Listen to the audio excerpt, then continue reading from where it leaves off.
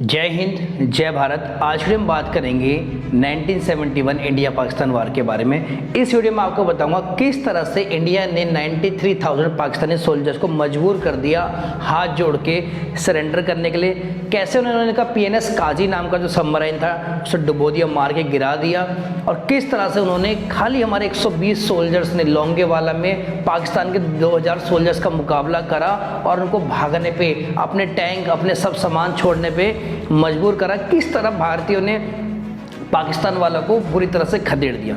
इससे पहले बेटा वीडियो शुरू करने से पहले एक बार हम पाकिस्तान का इंट्रोडक्शन देख लेते हैं ना। इंडिया के बारे में आपको पता है यार, जब मैं पाकिस्तान का नाम सुनता ना तो मेरे दिमाग में सिर्फ टेररिस्टों की शक्ल आती है। जब भी मेरे दिमाग में पाकिस्तान का आता है जिक्र, हाँ यहाँ का आतंकवादी। ये लोग क्या करते हैं, जितने भी देश में आतंकवादी, किसी भी देश में, इंडिया की तो मैं बात ही नहीं कर रहा, इंडिया में तो जितने भी आतंकवादी हमले होते हैं यही कराते हैं। तुम एक आतंकवादी हमले की बात करो, बहुत सारे टाइम टू टाइम इनके ज़िंदगी का मकसद ही है कि किस तरह अमन और शांति चाहने वाला हमारा देश, पीस लविंग देश हमारे इंडिया को परेशान करे। क्योंकि इनको पता है कि इनकी औकात तो है नहीं कि इंडिया के से कंपेरिजन कर लें। तुम्हें पता है इनके देश में भुखमरी रहती है, खाने के पास इनका पैसा नहीं है। पूरे ऑल ओवर वर्ल्ड इन्होंने IMF से, वर्ल्ड बैंक से कर्जा ले रखा है, वो चुकाने इनके पैसे नहीं है। फिर भी ये अपनी आतंकवादी गतिविधियों को बंद नहीं करते और टाइम टू टाइम इंडिया पे अटैक करते रहते हैं। बाद में बेटा इन पर सर्जिकल स्ट्राइक होती है, फिर रोते फिरते रहते हैं ना। अगर मैं तुम्हें बताऊँ कि किस तरह से पाकिस्तान ने time to time terrorist attack कराए तो 26/11 का टेरर अटैक याद होगा तुम्हें। मेरे पर पूरी लिस्ट है। इसमें क्या करा, 4 दिन तक टेररिस्ट घुसाए, पानी के रास्ते घुसाए। 5 टेररिस्ट थे। इसमें लास्ट में अजबल कसाब पकड़ा गया था, आपको याद भी हो। 166 लोग मरे गए और 293 लोग जो हैं इंजर्ड हो गए। इनके टेररिस्ट 26/11 ने पानी के रास्ते घुसाए थे। फिर मुंबई सीरियल बॉम्ब ब्लास्ट होगा 1993 में, हुआ 12 मार्च 1993 में। 257 people is lost their life and 713 people injured, यानी 713 लोग इंजर्ड हो गए, 257 लोग अपनी जान गंवा बैठे। और जब बाद में पता लगा तो इन्होंने ट्रेनिंग क्या ली थी पाकिस्तान और UAE में। तो ये है ही भाई आतंकवाद फैलाने वाला देश। थर्ड हमारा अक्षरधाम टेम्पल पर अटैक हुआ 24 सितंबर 2002 को। 2 आतंकवादी घुसाए 3 बजे करीब, 80 लोग मारे गए और 31 लोग इंजर्ड हो गए। मैं बात करूँ दिल्ली सीरियल बॉम्ब ब्लास्ट की, 29 अक्टूबर 2005 को ये हुआ। 3 बॉम्ब ब्लास्ट थे पहाड़गंज, श्रीनगर जगह पे, ऐसी जगह पे रखे गए, वहाँ लोग मारे गए। मुंबई में ट्रेन ब्लास्ट हुआ, वहाँ पाकिस्तान का आता। जयपुर में ब्लास्ट हुआ, Assam bombing, Indian parliament attack, तुम पुलवामा, हर जगह तुम नाम लो, वर्ल्ड ट्रेड सेंटर उड़ाने में बाहर, हर जगह पाकिस्तान के टेररिस्ट होते हैं। या तो पाकिस्तान डायरेक्ट इनको पैसा दे के फंड करता है या बाहर जगह से फंडिंग करके ये अटैक करते हैं। तो तुम्हें पाकिस्तान के आते हैं। चलिए छोटी बड़ा, बहुत ज़्यादा डेप्थ में नहीं जाएंगे, नहीं तुम इमोशनली आउट हो जाऊँगा मैं। वीडियो स्टार्ट करते हैं हमारा इंडिया पाकिस्तान वार। पहले मैं बताऊँगा कि इंडिया पाकिस्तान वार होने के पीछे क्या वजह थी, फिर हम बातेंगे कैसे 13 दिन तक ये युद्ध लड़ा गया और उसमें क्या क्या हुआ। अब हम समझेंगे कि क्या वो कारण थे कि इंडिया को पाकिस्तान से लड़ाई करनी पड़ी, क्या क्या मतलब चीज़ें हुई जिसके कारण ये लड़ाई हुई। 1970 में प्रेसिडेंट थे अय्या खान, थे प्रेसिडेंट हमारे पाकिस्तान के। वो चाहते थे पाकिस्तान में डेमोक्रेसी आए, और डेमोक्रेसी का मतलब है इलेक्शन। तो इलेक्शन लड़े गए। अब जब इलेक्शन लड़े गए तो पाकिस्तान 2 पार्ट्स में था बेटा, ईस्ट पाकिस्तान और वेस्ट पाकिस्तान। वेस्ट पाकिस्तान वाले ईस्ट पाकिस्तान वाले लोगों को बिल्कुल भी पसंद नहीं करते थे। वहाँ पे बहुत ज़्यादा बंगाली स्पीकिंग लोग थे, ठीक है। वहाँ से उठे थे शेख मुजीबुर रहमान आवामी लीग के, और यहाँ से थे वेस्ट पाकिस्तान से जुल्फिकार अली भुट्टो लड़े। अब 169 सीट्स पे इलेक्शन लड़ा गया और 167 सीट्स कौन जीत गया, हमारे शेख मुजीबुर रहमान। अब जब वो इलेक्शन जीत गए तो इनको जो हमारे क्या जुल्फिकार अली भुट्टो बहुत खफा हुआ इससे, वो नहीं चाहते थे ईस्ट पाकिस्तान वालों। उन्होंने कहा मैं रिजल्ट नहीं मानता। अब रिजल्ट ना मानता इस चक्कर में इन्होंने क्या करा, दंगे वंगे करने लगे और बहुत बुरी तरह लोगों पे अत्याचार करे। अत्याचार की मैं बात करूँ, ईस्ट पाकिस्तान के जो लोग थे जो वेस्ट पाकिस्तान पे कर रहे थे, उसमें इन्होंने क्या करा कि 2 लाख से ज़्यादा औरतों के साथ तो रेप करा गया, 30 लाख लोगों को मार दिया गया, और 1 करोड़ से ज़्यादा लोग जो थे भगने को, देश छोड़ के अपना भगने को मजबूर होना पड़ा उन्हें। और ये भग के जाते कहाँ, जब तुम ईस्ट पाकिस्तान की लोकेशन देखोगे तो ये बहुत जल्दी देखो इस तरफ से पड़ती है, और इधर से हमारे जो स्टेट्स आसाम, त्रिपुरा, मेघालय, वेस्ट बंगाल, यहाँ पे लोग जो है अब जान बचाने के लिए कुछ करें, बहुत ज़्यादा संख्या में हमारी कंट्री में रिफ्यूजीज आने लग गए। बात समझे। अब देखो इंडिया का खुद का लोड चाह रहा था, क्योंकि 1947 में हम आज़ाद हुए थे, 1971 24 साल हुए। अब इतने मात्रा में जो रिफ्यूजीज आने लग गए तो हमारे प्राइम मिनिस्टर इंदिरा गांधी को चिंता हो गई कि इन मैनेज कैसे करेंगे। दूसरी बात, वो चाहती थी इन लोगों की मदद करना, वो चाहते थे, उनको पता था कि इन लोगों के साथ गलत हो रहा है भाई। जब इलेक्शन में जीत गए हैं उसके बाद में बुरी तरह से टॉर्चर चला जा रहा। तो इन्होंने कहा कि एक काम करती हूँ मैं और कंट्रियों से मदद मांगती हूँ। अब कंट्रियों की मदद की बात सुनो, अगर ये जाती चाइना या अमेरिका के पास, तुम्हें पता है चाइना अमेरिका तो खुद ही पाकिस्तान को सपोर्ट करे थे।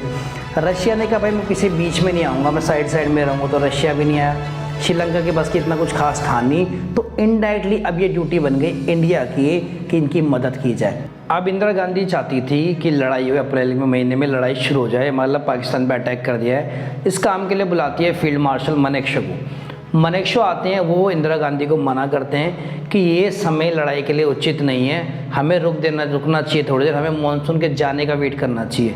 क्योंकि मानसून के टाइम पे क्या होता है, रिवर जो होती है ओशन की तरह, समुद्र की तरह होता है, इतना ज़्यादा पानी होता है, हमारी सेना फंस जाएगी। प्लस हमारी सेना भी प्रैक्टिस भी ढंग से नहीं कर पा रही है, सेना अभ्यास नहीं कर पा रही है, तो हो सकता है हमारे। प्लस उन्होंने कहा अगर हमें पाकिस्तान पर अटैक कर दें तो नो डाउट हम पाकिस्तान को तो हरा देंगे, पर वहाँ से फिर हमें चाइना भी हम पे अटैक कर देगा और उसका भी खतरा है। इसलिए हमें दिसंबर तक रुक जाना था, मिड दिसंबर में। तो उन्होंने, इंदिरा गांधी ने बोला कि अगर अटैक करना होगा चाइना को दिसंबर में भी कर देगा, तो अब तो उस समय क्या अलग बात है। तो उन्होंने बोला मिड दिसंबर के टाइम पे बर्फ़बारी जम जाती इंडिया और चाइना बॉर्डर पे सीमा पर। उस बर्फ़बारी को, उतनी बर्फ़ को क्रॉस करके आना बहुत नामुमकिन हद से ज़्यादा, तो उस समय उसका चांस नहीं हो पाएगा। तो जनरल मानेकशॉ जो है उस टाइम के लिए जो है उसको रोक देते हैं अप्रैल के टाइम तक। इतने टाइम से देखो लड़ाई जो हमारी है वो दिसंबर में हुई है 1971 में, और ये अप्रैल का टाइम है। इंदिरा गांधी जी क्या करती हैं, उनको पता था यार कि अगर मैं पाकिस्तान से लड़ाई करूँगी तो अमेरिका और चाइना उसके सपोर्ट में आएगा, तो कहीं ना कहीं से हमें कोई ना कोई ऐसी सपोर्ट चाहिए, वो भी वर्ल्ड सपोर्ट जो हमारे साथ, तो जिसे हम रशिया कहते हैं आज के ज़माने में, चले गए यूएसएसआर, और वहाँ पे जाके इन्होंने डेवलप कर लिया ट्रीटी ऑफ फ्रेंडशिप। बेटा ट्रीटी ऑफ फ्रेंडशिप में क्या था कि एक आर्टिकल था, एग्जैक्टली डिफेंस ट्रीटी नहीं थी, एक आर्टिकल, उसमें एक पॉइंट है कि अगर इंडिया पे कभी भी या किसी भी दोनों कंट्री में अटैक होता है किसी दूसरी कंट्रीज़ के द्वारा, तो उसको मदद की जाएगी। और यही तुर्क का सिक्का साबित हुआ इंडिया पाकिस्तान बैटल में। अगर रशिया हमारे मदद के लिए नहीं आता तो बेटा हम लोग हार जाते, क्योंकि अमेरिका ने भी हमें घेर लिया था। तो रशिया ने क्या अमेरिका को साइड करा। अब फाइनली इंडिया ने डिसाइड कर लिया था कि दिसंबर का महीना आ गया था, इंडिया ने डिसाइड कर लिया पाकिस्तान पे अटैक करना है, और डेट निश्चित नहीं हुई थी। But all of a sudden कहीं पाकिस्तान के इन्फॉर्मर से उनको पता लग गया कि इंडिया प्लानिंग कर रहा है पाकिस्तान पर अटैक। तो उन्होंने कहा इससे पहले कि अगर इंडिया पे अटैक करें तो हम ही क्यों ना पाकिस्तान इंडिया पे अटैक कर देते हैं। अब 3 दिसंबर 1971 को इनके विमान, इनके एयरप्लेन जो हमारे इंडिया के कुछ टेरिटरी में घुसते हैं, श्रीनगर, पठानकोट, अम्बाला, अवंतीपुरा, अमृतसर, जोधपुर, आगरा, उत्तरकाली में ये एंट्री करते हैं, और वहाँ से बेटा कुछ अटैक करने की कोशिश करते हैं, बहुत ज़बरदस्त अटैक करते हैं। बट वो अटैक ऐसा था कि ना ही इसमें इंडिया को विमान क्षतिग्रस्त हुआ और ना ही कोई इंसान मरा। तो इससे समझ सकते हो तो कि किस तरह का अटैक होता है। कहते हैं ना अकल नहीं लगानी चाहिए किसी भी चीज़ के लिए, ठीक है भाई। तो अच्छा, अब ये 3 दिसंबर का दिन हो गया। 4 दिसंबर में इनको पता लगा कि इंडिया तो पूरा ईस्ट पाकिस्तान की तरफ ही ध्यान है। इंडिया का जो हिस्सा है वेस्ट वाला, वेस्ट में क्या आता है, राजस्थान में एक जगह है जैसलमेर में एक जगह है लोंगेवाला। वहाँ पे इंडिया पे बहुत ज़्यादा प्रोटेक्शन नहीं कर रखी, वहाँ इंडिया डिफेंसिव अप्रोच में चल रहा है, और सिर्फ 120 जवान जो हैं लोंगेवाला को संभाल के बैठे।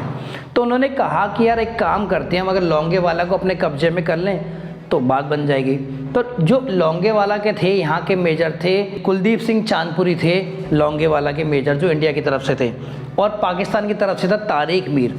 अब तारिक मीर फुल जोश में पहुँच गया भाई साहब, अपने 40 टैंक्स लेके और 2000 से 3000 सोल्जर्स के बीच लेके, उसको था फटाफट। अच्छा, जब आप देखोगे बेटा ये तो लोंगेवाला पहले आता है, फिर रामगढ़ आता है, फिर जैसलमेर। तो तारिक मीर ने एक नारा दिया कि भाई सुबह नाश्ता हम करेंगे लौंगमेर में, दोपहर का खाना हम करेंगे रामगढ़ में, और रात का खाना हम खाएंगे जैसलमेर में। इसका मतलब ये था कि उसको पक्का पता था यार हमने हारे जीत ही जाना है, क्योंकि यहाँ 120 लोग हैं, उससे क्या पता वो इंडियन देशभक्त से, इंडिया के सिपाही से पंगा लेने जा रहा है। फिर आगे जाके बाद उनको पता लगी, इन्फॉर्मेशन दी हमारे इंडिया की सूचना जो भी देते हैं कि भाई देखो ऐसे करके ये 2000 बंदे लेके आ रहा, आप पीछे हट जाओ, आप लौंगे वाला पे मत रहो, आप रामगढ़ में रहो, और थोड़े टाइम बाद हमारे सोल्जर जब आएंगे मदद के लिए तो फिर आप लड़ाई करेंगे। पर इन्होंने मना कर दिया, इन्होंने कहा हम यहीं रहेंगे, यहीं जिएंगे और यहीं मरेंगे, पीछे नहीं हटेंगे, क्योंकि हमारी कंट्री के लिए हम जीते और हमारी कंट्री के लिए मरते हैं। यही एक जज्बा होता है एक फ़ौजी का, जो उसको लाखों की भीड़ से अलग खड़ा करता है। जब ये पहुंचने वाले थे बेटा, इंडिया के पास देखो क्या क्या थे हथियार, मैं आपसे बात करूं,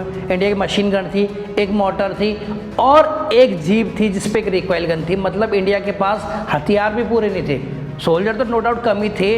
अच्छा, जैसी है अगर मदद के लिए बुलाते भी तो जैसलमेर से मदद आने बेटा 6 घंटे लग जाते, प्लस रात के टाइम पे बेटा, रात के 12:30 बजे पाकिस्तान ने हमला करा, रात के 12:30 पे। तो इंडिया के विमान भी मदद के लिए नहीं आ सकते थे, क्योंकि पहले जमाने 1971 की बात है, ये विमान में एरोप्लेन में भी बेटा नाइट विजन नहीं होता ना कि रात को चल सके, तो सुबह का इंतजार करना था। अब पाकिस्तान 12:30 गया, बीएसएफ के ने 10 में से 5 ऊँट मार दिए बेटा। देखो ऊँट की मैं आपको बताता हूँ, एक बीएसएफ के ऊँट थे इंडियन के, जो प्रोटेक्ट करते हैं इधर जाने के लिए, फौजियों की मदद करते हैं, और एक वहाँ रेगिस्तान के अपने भी तो ऊँट होते हैं ऐसे घूमने वाले किसी, तो उनको डर था कि ये जो रेगिस्तान वाले ऊँट है हमारे ऊँट को, तो इसलिए बेटा एक वायरिंग करी जाती है, वायरिंग करी जाती है, बात समझ आई। अब वायरिंग जब करी जाती है तो पाकिस्तान को लगा ये माइंस वगैरह कुछ बिछा रखी है, तो उसने कहा जब तक माइंस वगैरह आती है एक काम हम करते हैं, रुक जाते हैं, नहीं तो भाई हम उड़ जाएंगे और हमारे टैंक बर्बाद हो जाएंगे।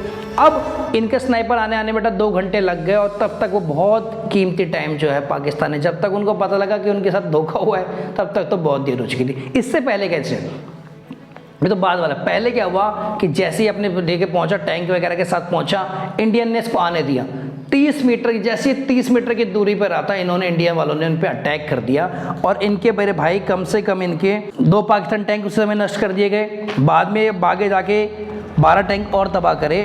अब एक चीज़ और भी इनके साथ की, जो पाकिस्तानी के टैंक थे, जहाज़ थे, जो भी थे, रेत में फंस गए। और जब रेत में फंस गए तो फिर इंडियंस के लिए और आसान हो गया, इंडिया का मनोबल बढ़ गया और पाकिस्तान का मनोबल वैसे ही टूट गया, और बहुत टाइम, और तब तक सुबह हो गई। मैंने आपको बताया उसके बाद वाला इंसिडेंट मैंने आपको पहले ही बता दिया कि भैया वो सुबह हो गई, तब तक है ना, उनको लगा कि माइंस थी नहीं, वो कटीले तार थे वो ऊँट वाले, और तब तक सुबह हो गई। और जब सुबह हो गई तो फिर तो इंडिया के भाई साहब पूरे विमान आ गए खचाखच भर के, और उन्होंने ज़बरदस्त किया। पाकिस्तान के पहले 12 टैंक तो इन्होंने नॉर्मली ऐसे ही मार दिए थे 120 लोगों ने, फिर 22 टैंक और खोने पड़े, 40 के 40 टैंक तबाह हो गए, 200 से अधिक जवान इनके मारे गए, और 500 बेटा इनके वाहन जो भी थे वो जब्त कर लिए गए, और ये छोड़ के भागे। कई फोटो में आप देखोगे भी कि वाहन जो इनके टैंकों के ऊपर खींच के इंडियन वाले जो हैं अपनी फ़ोटो खिंचा रहे थे, यानी यहाँ से बुरी तरह खदेड़ दिया गया लोने वालों से। अब जब पाकिस्तान वालों को ज़मीन पे मारा गया, हवा में मारा गया, तो फिर नेवी वालों ने कहा हम क्यों पीछे, हम भी इन्हें मारेंगे, और इन्होंने क्या करा, सबसे पहले अटैक करा कहाँ पे, कराची में। अब कराची में निशाना बनाने के तो कराची की नॉलेज तो होनी चाहिए, कराची में पोर्ट है, बंदरगाह है, तो अब इनको आइडिया नहीं था कि किस तरह से उनका पोर्ट है भाई, है ना। तो सबसे पहले इन्होंने पारसी डॉक्टर की मदद की, और वहाँ से तस्वीरें जाते समय आते समय तस्वीरें खींच के लाए कि किस तरह से पोर्ट है। फिर उन्होंने बाद में प्लानिंग करी, और पहले एक ऑपरेशन ट्राइडेंट नाम का एक अभियान चलाया, ऑपरेशन ट्राइडेंट। इसमें क्या करा इन्होंने, दिसंबर 4 को दोपहर का टाइम था, रात होने का इंतजार किया, क्योंकि इनको पता था पाकिस्तान के वाले विमान नहीं जो नाइट में देख सकें, तो इससे क्या है इनको और मदद। फिर वहाँ पर उन्होंने इनका PNS खैबर पर अटैक करा, जहाँ पे 200 नाविक के साथ डूब गया। PNS मुफासिल पर अटैक करा, PNS शारजाह पे करा, MVNS चैलेंजर पे करा, और इससे इनकी कवरेज की घंटी टूट गई।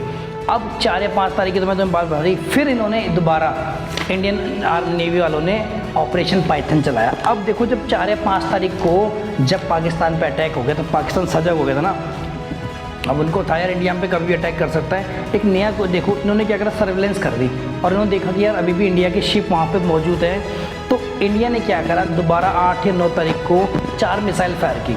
पहली मिसाइल ने सारी कैमरी ऑयल फील्ड के टैंक को ख़त्म करा, दूसरे ने फ्यूल टैंकर SS गलस्ट्रीम को ख़त्म किया, थर्ड ने PNS ढाका को ख़त्म करा, फोर्थ ने ब्रिटिश मर्चेंट को ख़त्म करा।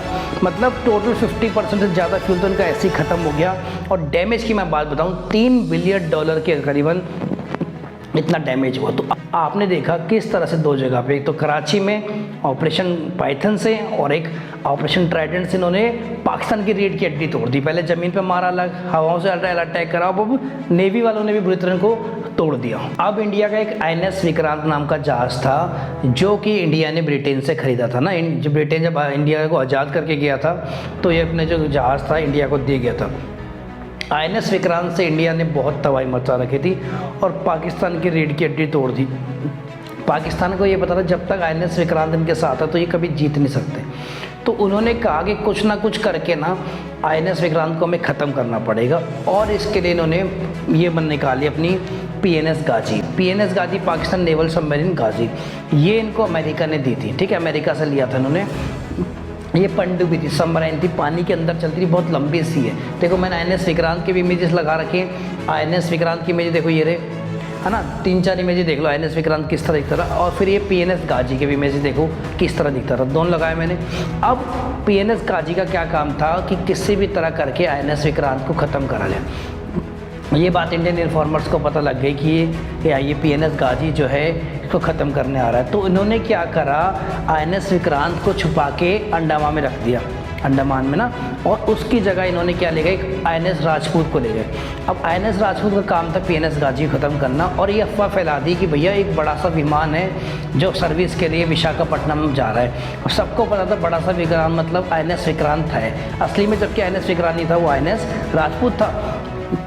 पाकिस्तान वाले इनके जाल में फंस गए। जब उन्होंने PNS गाजी इसके सामने इनके आया तो ये INS राजपूत ने उसको बुरी तरह से ख़त्म कर दिया। और जब PNS गाजी ख़त्म हो गया तो पाकिस्तान की उम्मीद भी टूट गई, उनको बड़ा धक्का लगा कि यार अब क्या होगा, अब तो ये भी हो गया। अब ये देखो, ये मैंने आपको बताई वेस्ट पाकिस्तान की हाल, वेस्ट पाकिस्तान में इंडिया की। अब देखो ईस्ट पाकिस्तान की बात देखो, जब बांग्लादेश कहते हैं, शेख मुजीबर बहरान की मुफ्त आमीनी इसके अंदर लड़ रही है, इंडियन आर्मी तो उसके अंदर है ही। ऊपर से यहाँ से जो हमारी ये एयरप्लेन से मतलब मान लीजिए स्ट्राइक करी जा रही है, यहाँ से ही पूरा करके ये एरिया हमने घेर लिया अच्छे से, मतलब यहाँ पे हमने कवरिंग कर ली। अब जो हमारे पाकिस्तान वाले बीच में से लोग आ नहीं सकते ना भाई, ये तो नहीं है मैप क्रॉस करके बीच में से आ जाएंगे, आएंगे तो इधर से घूम के, और ये एरिया इन्होंने कवर कर रखा है पूरी तरह से। फिर इन्होंने क्या करा, मदद के लिए बुलाया किसको, अमेरिका और चाइना को। तो चाइना तो रशिया का नाम सुन के नहीं आया, और एक काम करा अमेरिका ने, UN में मुद्दा उठा दिया, तो रशिया ने उसको वीटो कर दिया। वीटो करने का मतलब ये होता है कि उस मुद्दे पे बात ही नहीं होगी, तो ये लड़ाई ऐसी चलती रही, इसके बीच में कोई नहीं आया। अमेरिका ने 7वां बेड़ा फ्लीट भेजा, 7वां बेड़ा को 7वां फ्लीट इनको लड़ाई करने के लिए। यहाँ से रशिया ने भी अपने बुला लिए बेड़ा, और लड़ाई यहाँ पे रशिया ने रोक दी पूरी, रशिया ने आने नहीं दिया, ब्लॉक करके रख दिया यहाँ पे। क्या अमेरिका ने धमकी दी, हमारे परमाणु बम मारेंगे तुम्हारे, रशिया ने कहा हमारे तुमसे ज़्यादा परमाणु बम है, ये ऐसा मारेंगे ना सर जान अलग कर देंगे, हाथ अलग कर देंगे। अमेरिका भी डर गया और अमेरिका को आने नहीं दिया इन्होंने, तो ये रास्ता ही ब्लॉक हो गया।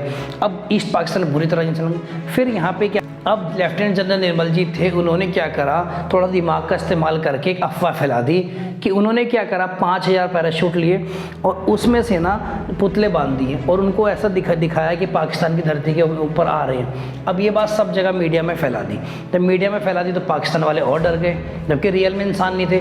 साइकोलॉजिकल दबाव बनाना पड़ता है, बड़ी बड़ी लड़ाइयाँ दिमाग से जीती जाती हैं। ऊपर से गवर्नर जनरल का भी घर उड़ा दिया, वो भी डर के भाग गया।